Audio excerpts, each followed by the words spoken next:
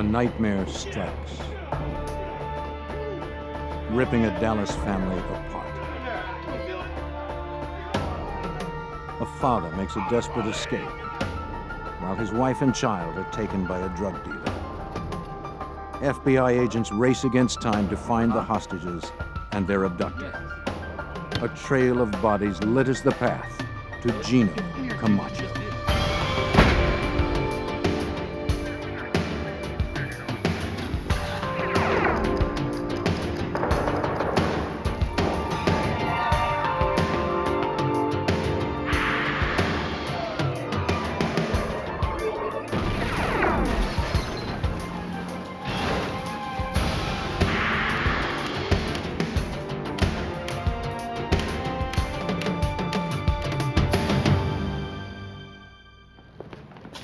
A mother and child are kidnapped. A bystander is murdered. Violence such as this shattered a quiet Texas neighborhood and exposed a drug cartel that flourished where it was least expected. I'm Jim Kallstrom, former head of the FBI's New York office. FBI field agents work to penetrate the secretive drug underworld, expose those involved, and crush the cartel.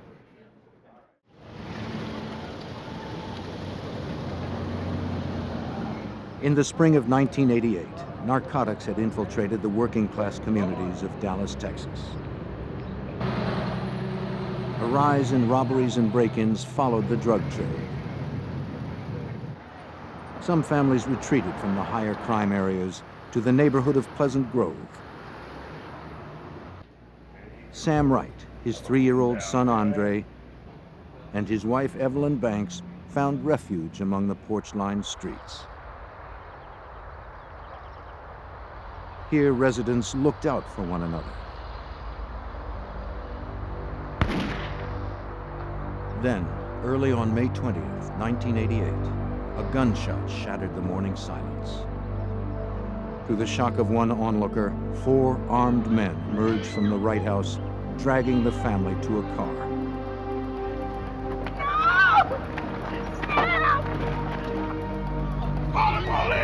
Sam Wright managed to break free from the abductors and escaped.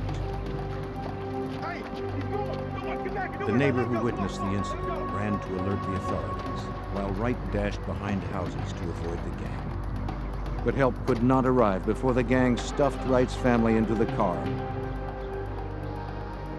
and disappeared. Strangely, detectives had still not heard from Wright, and the mystery of the morning's events deepened as detectives entered. Inside, the kidnapping investigation expanded to include a murder investigation as well. The police found the body of a young man lying face down in a pool of blood.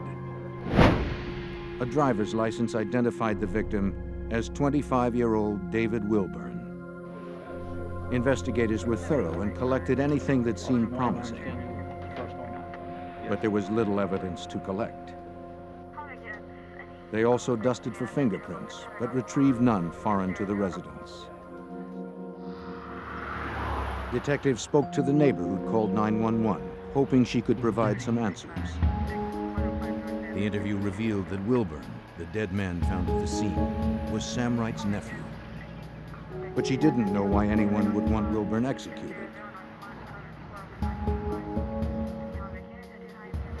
Detectives also learned that the Latino man who drove the Lincoln had visited Sam Wright on previous occasions. But no one recognized the others.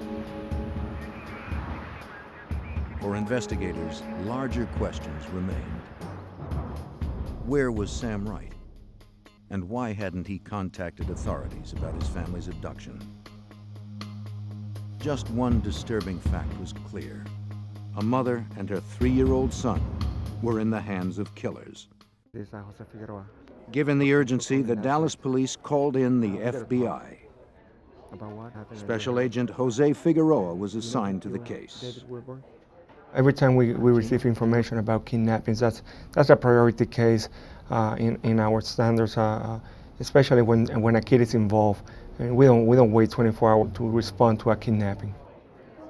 Figueroa began by searching for Sam Wright, the man who had escaped from the gang. The FBI learned that Wright was a fugitive, on the run for 3 years after fleeing a drug conviction. This explained why Wright, the distraught father, had kept on running and not turned to the police. But the FBI agents needed him. If they were going to move forward and help the wife and child, they had to talk to Wright.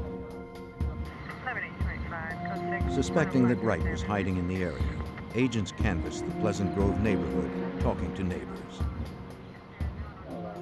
That's what we did at the beginning. We inundated the whole area with our business cards and interview everybody, just asking for somebody to get in touch with Sam Wright for him to contact the FBI office.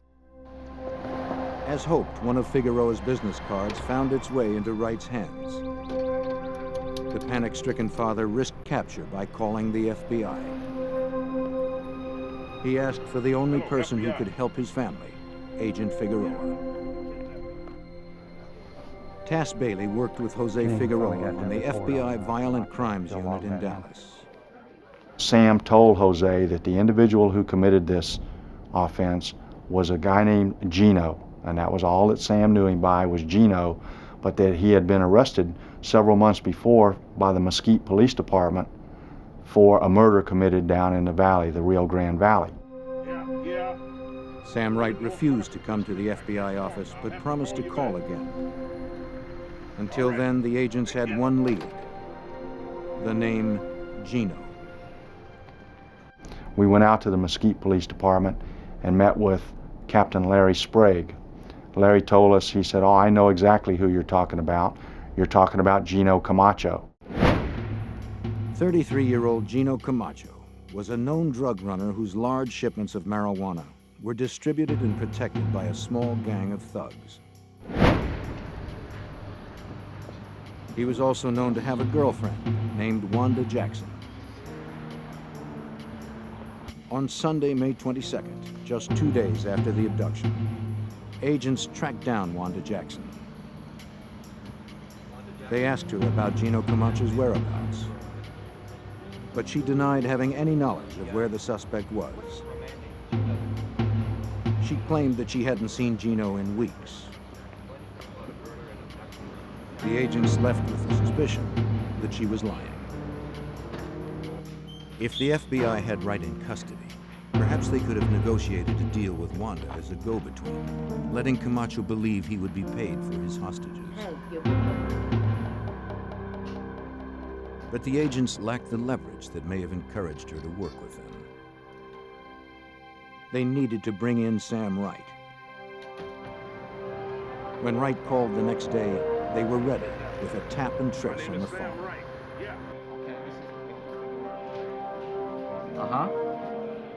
Okay. An arrest team had already been dispatched to the downtown area. What does he look like? Come on, man, I don't have time to talk. Come on, put somebody on there. You know his name? When the payphone address came through, it was radioed to the field.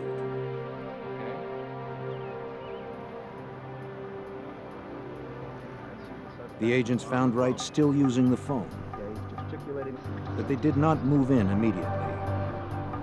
Though desperate to find his family, Sam Wright was a convicted drug dealer, a fugitive from the law.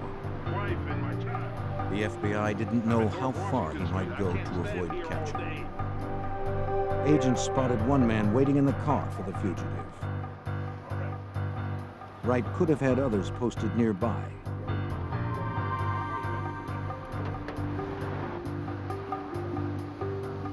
The agents wanted to reduce the risk of violent resistance by Wright and any of his associates. Okay, here we go.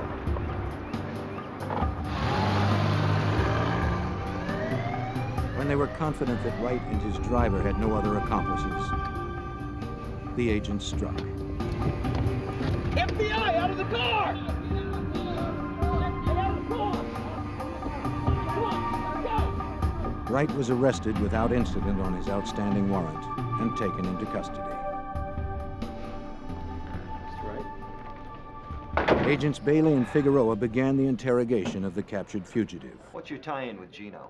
I don't have a Wright described the events of May 20th, 1988. It was any family's worst nightmare. me. It's, you think I On that day, Wright kept his young son, Andre, entertained. His wife, Evelyn, sat alone downstairs. They were in mourning. Wright's mother had recently passed away in Louisiana. He was expecting his nephew, David Wilburn, to arrive shortly and drive the family to the funeral. Wright watched for Wilburn's arrival since visitors did not have access to the front door. As a fugitive, Wright had installed burglar bars around the porch, thinking it would protect his family, both from the law and from his violent associates. But the bars could not withstand Gino Camacho's anger. Without warning, 4 men burst into the house, brandishing automatic weapons.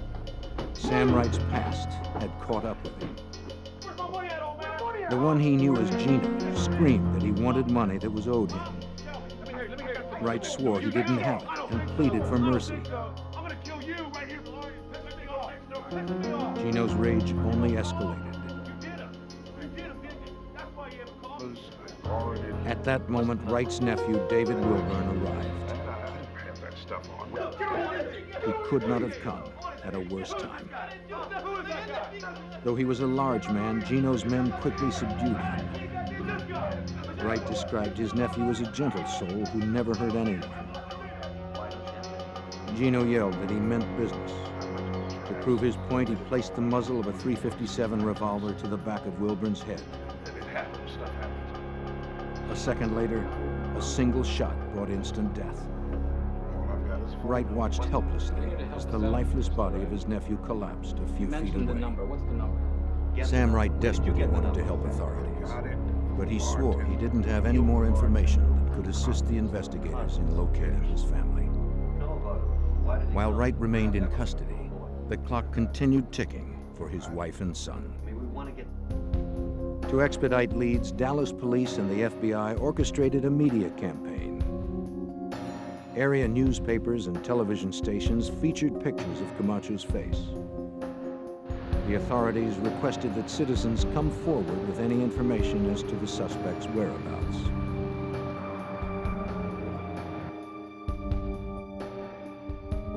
This campaign yielded a tip from an unsavory source: another drug dealer. David Munoz, a small-time dealer, called the FBI and was connected to Agent Bailey. Munoz claimed that he recognized the kidnapper in a television news story. He said he had information that might be useful to the investigation.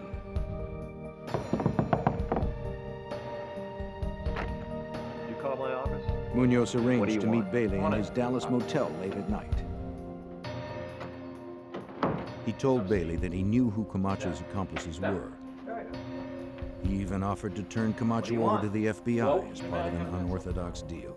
I got something you want. What Munoz planned on doing was kind of taking over the collection of Camacho's drug debts and business dealings, and wanted us to kind of turn a blind eye towards this. We basically told him no deal. Because there was only a weak connection to the case, Bailey did not arrest Munoz. Nevertheless, the FBI agent managed to extract one key name from the opportunist: Eddie Blaine Cummings.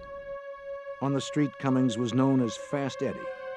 A background check revealed he had a criminal record and had spent time in jail with Gino Camacho. Cummings was currently on parole for possession of illegal weapons. Special Agent Figueroa now had 2 names: Gino Camacho and Fast Eddie, as he canvassed area nightclubs. Armed with photos of Camacho and Fast Eddie, Figueroa found a bar patron who had recently seen the pair come in.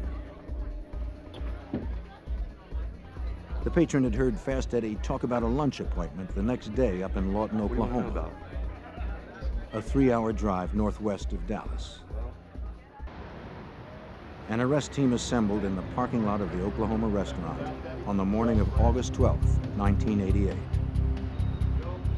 The plan was to wait until Fast Eddie exited the crowded restaurant to isolate him from bystanders. Investigators were poised to strike. Fast Eddie was their closest link to Camacho so far. When the door opened, the arrest team descended, nabbing Fast Eddie before he could flee. One associate of Camacho's gang was now in custody. Agents hoped Fast Eddie could lead them closer to the missing mother and son. In the summer of 1988, Dallas FBI agents searched for a missing mother and child, abducted at gunpoint by a drug gang. Fast Eddie, an associate of the gang, was now in custody. Under interrogation, Fast Eddie denied having anything to do with the kidnapping in Dallas. Come on, Eddie, the kidnapping at the right house. But eventually, he did tell them what he knew of the crime. This was the first time we had actually learned who all was involved and the names of the individuals the morning of the abduction. Fast Eddie fingered Camacho and two other gang members, Juan Jackson and David Cook. He and David Cook had grown up together in Stephenville, Texas, a 2-hour drive from Dallas. As far as Fast Eddie knew, Cook was probably back in their hometown.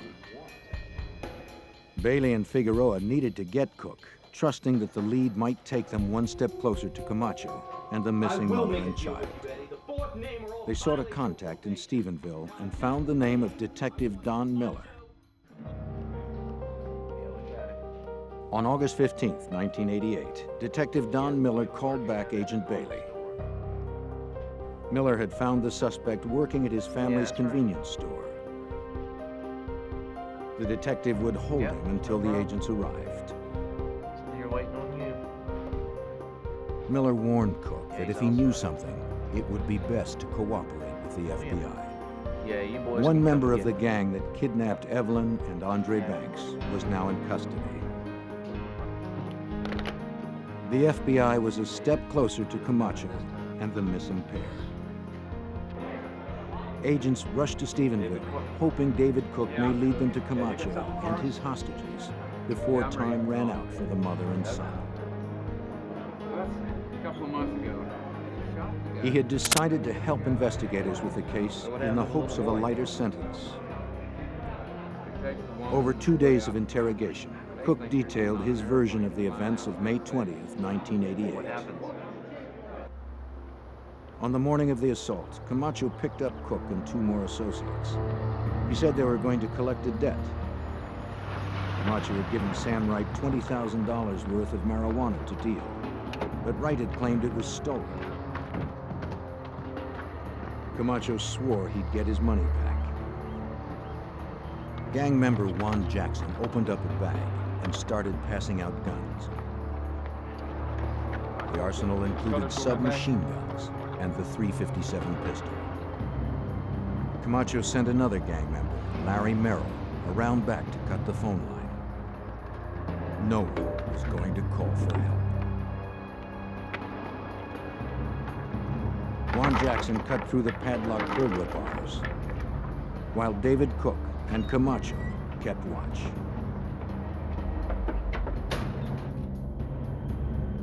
They burst in the front door and found Evelyn Banks in the living room. Camacho had his men sweep the house, guns drawn. Where's my money? Where's my money? Where's my 20 grand? Downstairs. Move.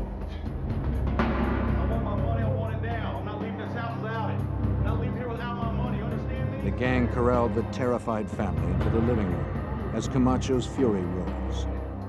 He said that if the family didn't cooperate, they would die. Camacho told him to put the baby on the sofa next to his mother, and that if the baby moved or caused any problems, to shoot him.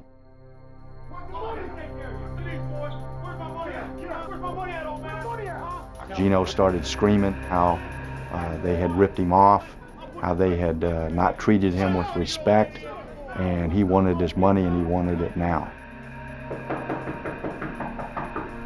Amid all the shouting, there came a knock at the door. The assailants' first thought was that the neighbors had summoned the police.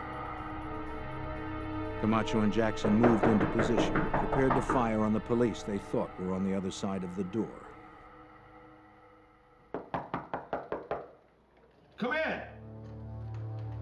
When David Wilburn walked through the front door, he was surrounded by the armed gang. The gunman threw him to the ground without a struggle.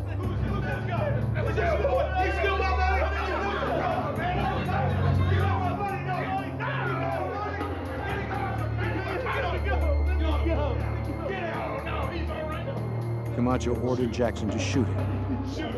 But when he hesitated, Camacho turned to Cook.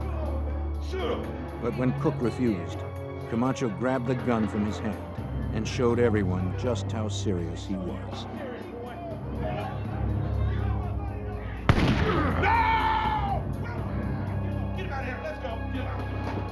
Camacho yelled that no one was going to show him disrespect anymore. Grabbed my gun and he just blows the guy away. Under intense questioning, Cook never wavered on the facts, including that Camacho was the shooter. His story matched Sam Wright's version. After they left the house, Camacho remained furious that Wright had escaped. But the gang didn't give chase. They knew the police would soon be summoned in force to the Pleasant Grove neighborhood. Instead, Camacho ordered them all to Cook's apartment, where he could decide their next move. Camacho figured they could lay low there with the hostages.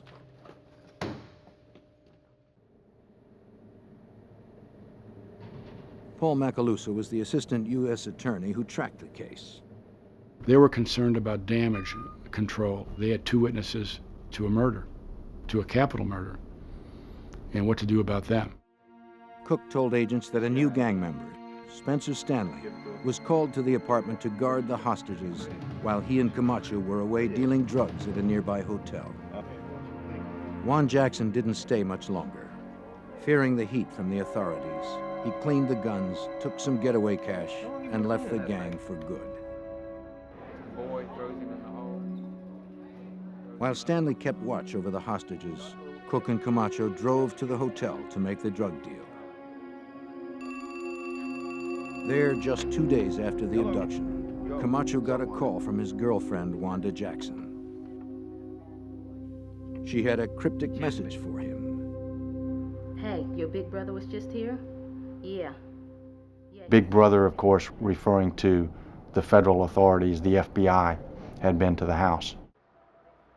The same girlfriend that had sworn to the FBI that she had no idea of Camacho's whereabouts reached him moments after the agents left her. In trouble. I don't know how. Her warning gave the gang a head start on the pursuing agents. Camacho returned to Cook's apartment.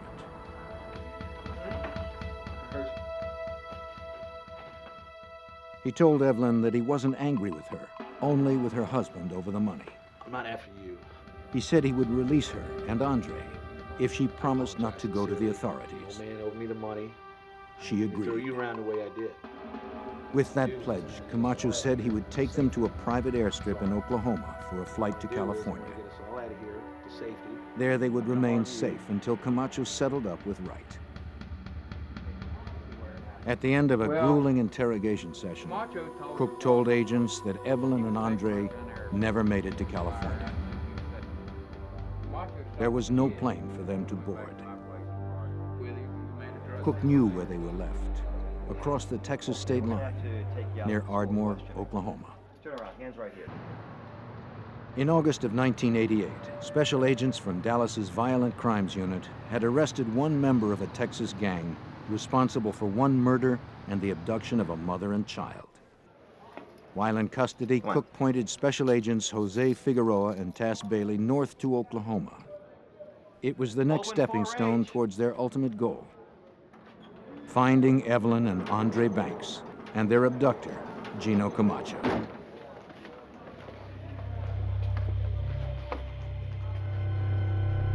According to Cook, Camacho had driven Evelyn and Andre Banks to a remote area across state lines. The gang leader had promised to fly the mother and child to her relatives in California from an airstrip that was concealed behind the trees. They pulled the car off the side of the road and together headed into the woods. Spencer Stanley led the way, carrying 3-year-old Andre. In a few hours, she thought she would be on the West Coast, where she would remain until her husband paid the drug debt he owed Camacho. But as they walked deeper into the woods, Evelyn found no clearing for a plane to land. No! Then she saw the hole. No! No! In an instant, she realized what it meant. She fainted from the shock. There was no airstrip, no flight to freedom. She and her son had been brought here to die. Spencer Stanley dropped her child into the open grave. Camacho fired 4 times.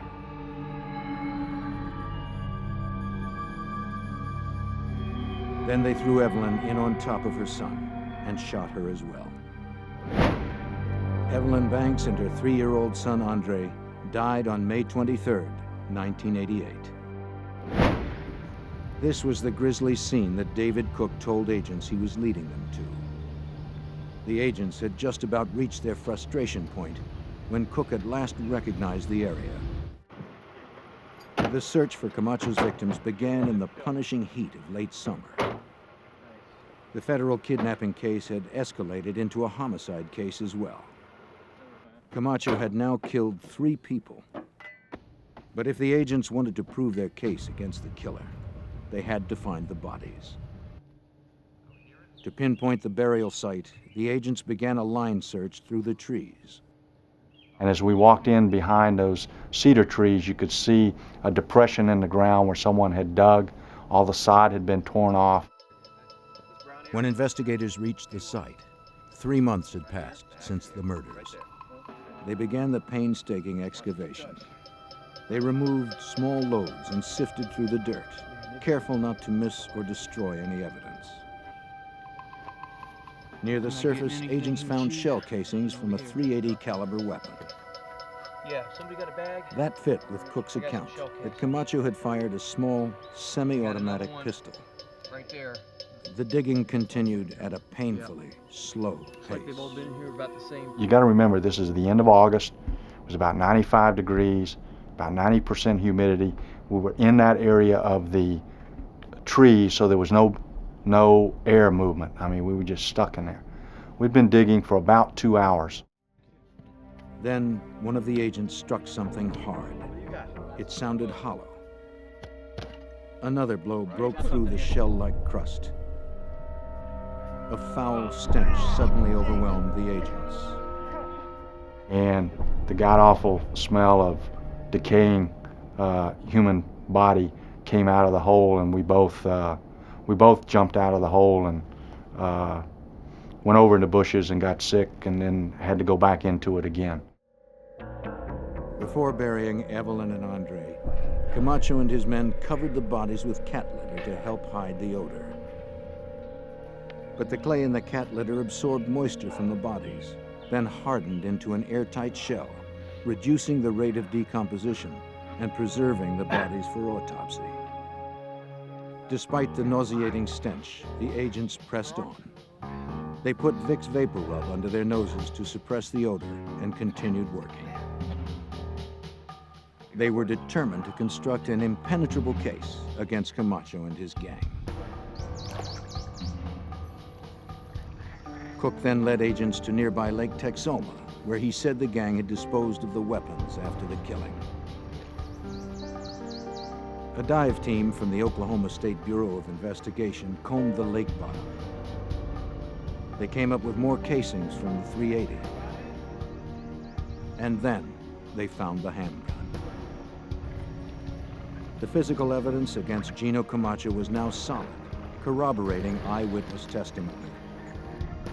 The federal agents were confident they could secure a conviction on 2 counts of kidnapping and 3 of murder. But Camacho remained at large, and agents learned he had killed again. Cook told the FBI he could lead them to that body as well. In late August of 1988, the FBI in Dallas had captured David Cook, a member of a violent Texas drug gang. The gang's leader, Gino Camacho, wanted for kidnapping and 3 murders, was still at large. Cook was cooperating with agents in the hunt for Camacho.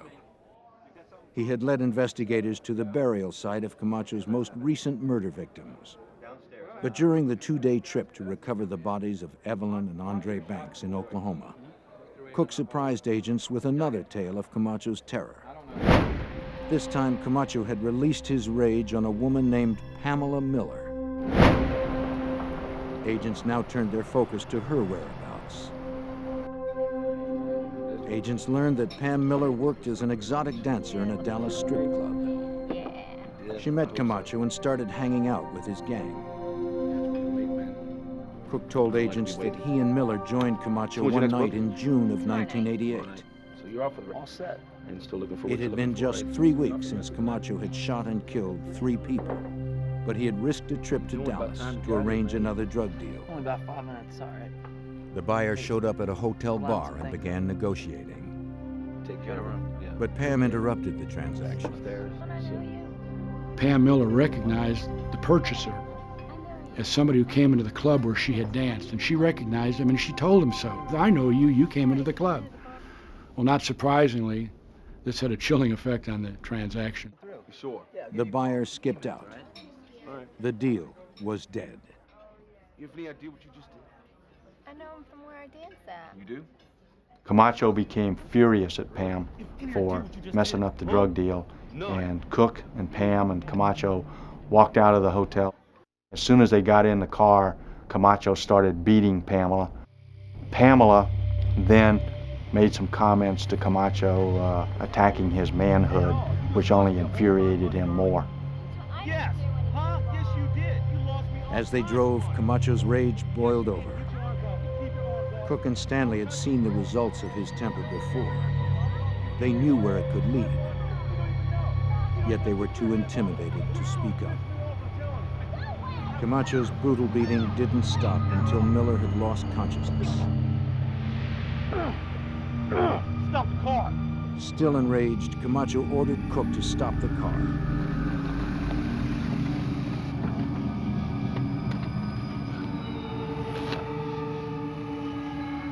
He dragged Miller onto the road, laid her limp body behind the right rear tire, and yelled for Cook to back up. Come on, Gino. I don't want... Back the car up! Now! Cook obeyed. They drove down to Stephenville. They went to an apartment that was rented by David Cook, and they took Pamela's body and put it in a 55-gallon drum, stuck it out on the patio, stuck a bag of trash on top of it so no one would see there was a body in it. They stayed there for the weekend. Camacho, Stanley, Cook.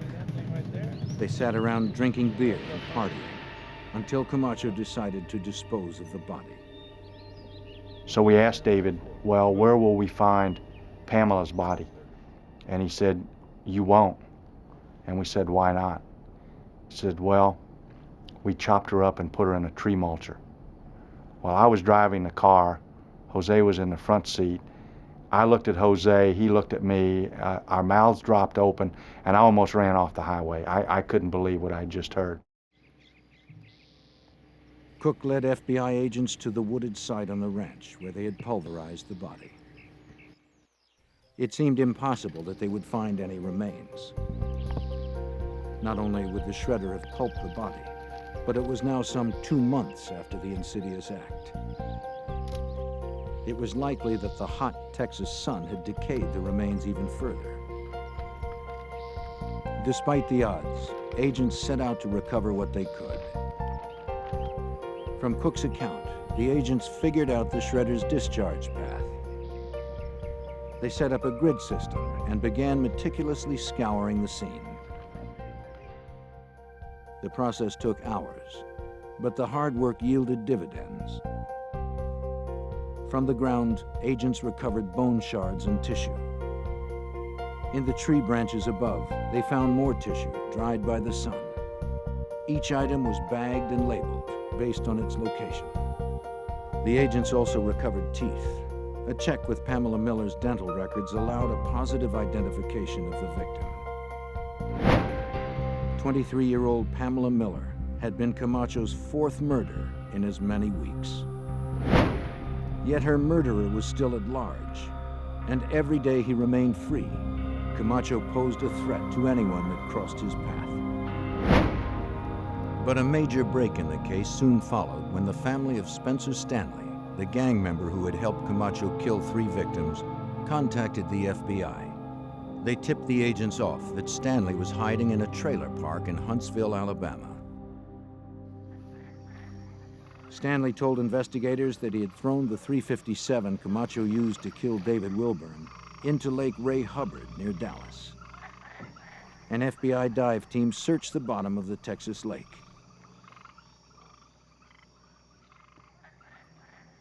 They never found a gun. I got something. But they did find a casing from a .357 and several live rounds. The recovered bullets were taken to the FBI's Materials and Devices Unit in Washington, D.C. for neutron activation analysis. Agents hoped that the bullets from Lake Ray Hubbard could be matched to the bullet that killed Camacho's first victim, David Wilburn. Neutron activation analysis is based on the fact that lead bullets are created in batches, and each batch of lead is unique. The FBI examiners needed to prepare the bullets for the test by removing the slugs from the shells, readying them for transportation to a nuclear reactor. Lead samples from each bullet were lowered into the reactor's core. The samples absorbed neutrons and became radioactive. The radioactivity was measured and gave a precise reading of the chemical elements found in the lead, a radioactive signature. Examiners concluded that the signatures from each bullet were identical. The bullets from Lake Ray Hubbard and Wilburn's body had come from the same batch of ammunition. Though the physical evidence against Camacho continued to build, it didn't put the authorities any closer to locating the fugitive. Through an informant, the FBI learned that Camacho had escaped to Mexico and was hiding in a small town just south of the Texas border. U.S. authorities sought to have him arrested and extradited.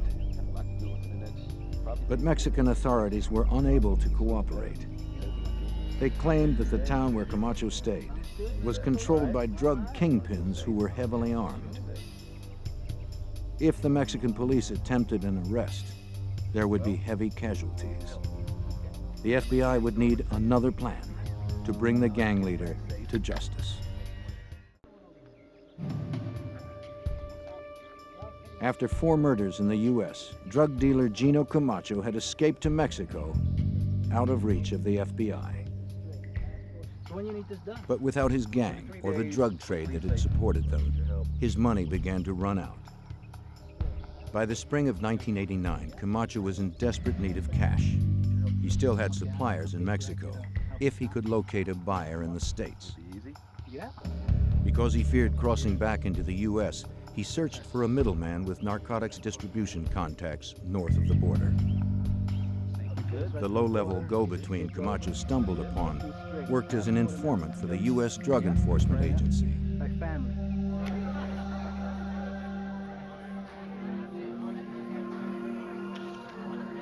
The informant reported to his DEA handler that a man named Gino wanted to set up a drug deal. DEA agent John Lunt was based in Fort Worth, Texas. He was aware that Gino Camacho was wanted by the FBI. What you got for me? Suspecting that this Gino was Gino Camacho, Lunt told his informant that he wanted to go ahead with the deal. Lunt then called FBI agent Tass Bailey with good news. John told me that it sounded like this was Gino Camacho.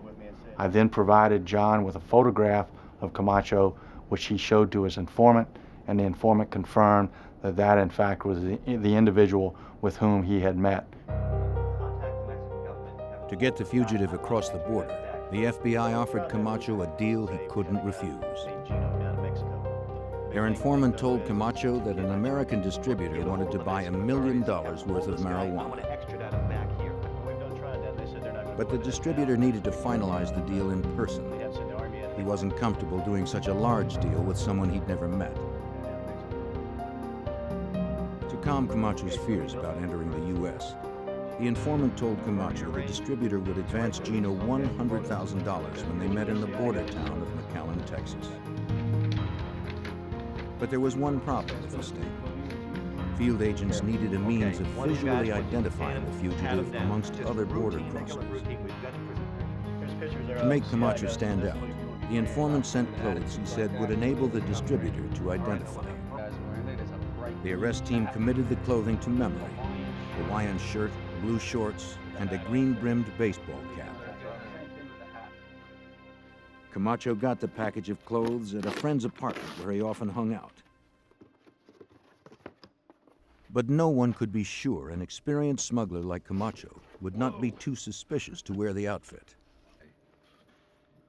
We knew that this was going to be our only shot at him, that once he figured he'd been set up, that the informant would be burned and he would be even more cautious than before in doing any type of transaction that would afford us an opportunity to arrest him. So we set up very elaborate arrest plans.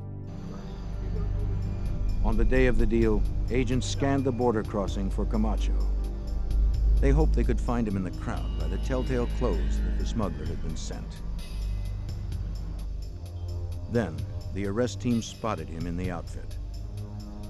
Camacho didn't realize the place was swarming with federal agents, dressed as patrol guards, tourists, and passers-by. They all had memorized the outfit and his picture. Calmly posing as a tourist, he started across the bridge that spanned the border. FBI agents dressed as Border Patrol guards approached Camacho. The fugitive played it cool and gave a false name, Tomas Sanchez. When the agents asked for identification, he claimed he didn't have any. He was simply an American tourist returning from a day trip to Mexico. The agents coolly told him to come inside for questioning. He went without a fight, believing this minor misunderstanding would soon be cleared.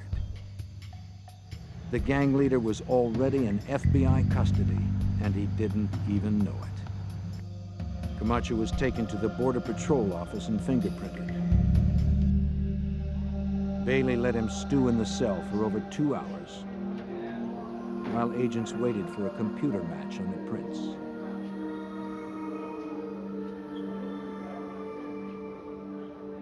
Camacho didn't break his silence. I addressed him as Tomas Sanchez, and he acknowledged that, and I says, well, we have taken your fingerprints, we have run them through the computer at the FBI in Washington, D.C., and the computer says that you're not Tomas Sanchez, you're in fact Gino Camacho. And he said, well, if that's what the computer says, it must be so. But Camacho denied knowing anything about the murders. To the end, he never admitted any involvement in the kidnapping and murders. He claimed the FBI had framed him for the crimes. The arrest of Gino Camacho made Page One news across the Southwest.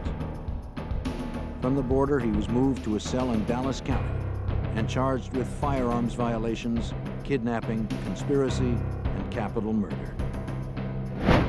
Camacho and the rest of his gang were prosecuted by the authorities. David Cook received 24 years for his part in the murders and kidnapping. Spencer Stanley got a life sentence for the 3 murders he helped carry out. Juan Jackson earned a life sentence for his involvement. Fast Eddie Cummings and Larry Merrill got 8 years each. Sam Wright had to serve his prior drug sentence, as well as additional time for fugitive flight. But for Camacho himself, state prosecutors sought the death penalty. For the state of Texas to put a man to death, the prosecution must prove more than premeditation. It must show the accused remains a threat to society. For this reason, Camacho was tried on the state murder charge first. Otherwise, a conviction on the federal charges would have sent Camacho to prison, where any threat he posed to society would have been removed. In separate trials, Gino Camacho was found guilty for murder and kidnapping. The sentence was carried out 10 years after the deaths of Andre and Evelyn Banks and Pamela Miller.